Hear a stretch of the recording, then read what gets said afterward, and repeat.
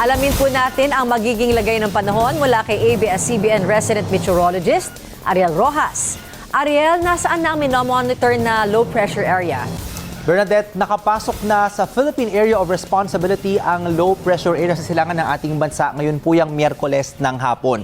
Huli itong namataan, mahigit 1,000 km silangan ng Bicol Region. At sabi ng Pag-asa, inaasang magiging bagyo na ito sa loob ng susunod na 24 na oras. Tatawagin po ito sa local name na Wilma. Sa ngayon, wala pang epekto sa bansa ang LPA. Sa wind forecast ng The Weather Company, pasusubsubin ng malakas na amihan ang bagyo habang tinatawid ang Philippine Sea at pipigilan din ng tuyo at malamig na amihan ang patuloy na paglakas nito. Posible pong maglandfall ang potensyal na bagyong Wilma sa bahagi ng Eastern Visayas araw po yan ng Biyernes sa katatawirin ang gitnang bahagi ng ating bansa palabas ng West Philippine Sea. Didikit rin sa bagyo ang shear line na banggaan ng malamig na amihan at maalinsangan na easterlies. Dadagdag yan sa paulan ng bagyo na magdudulot po ng malawakan at peligrosong mga pagbaha at pagguho ng lupa. Pero kapamilya, magbabago pa yung ating pinapakitang forecast sa lakas at magiging pagkilos ng potensyal na bagyo kaya manatili po nakatutok sa updates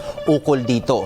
Ito naman yung mga aasang mga pag-ulan bukas, December 4, Huwebes po. Sa Visayas, meron lang malalakas na ulan umaga pa lamang dahil sa trough o extension ng potensyal na bagyo sa Samar, Biliran, Leyte at gayon din sa Northern Cebu. Maulan pa sa Eastern Visayas bandang tanghali at meron na ring mga pag-ulan sa ilang lugar sa Negros at sa Panay.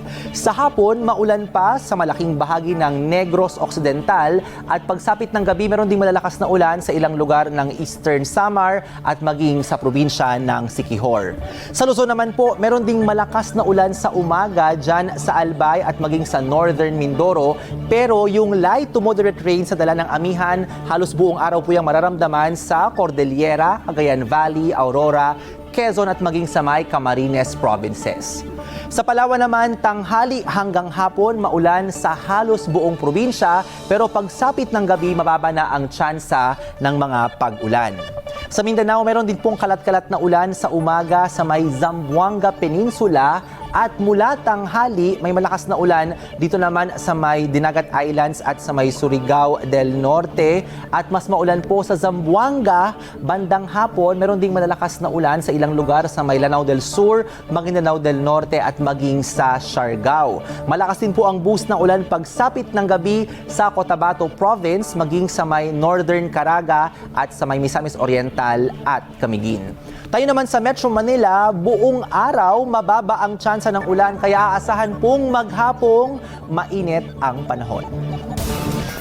Yan ang update sa lagay ng panahon. Ako po si Ariel Rojas. Ingat kapamilya.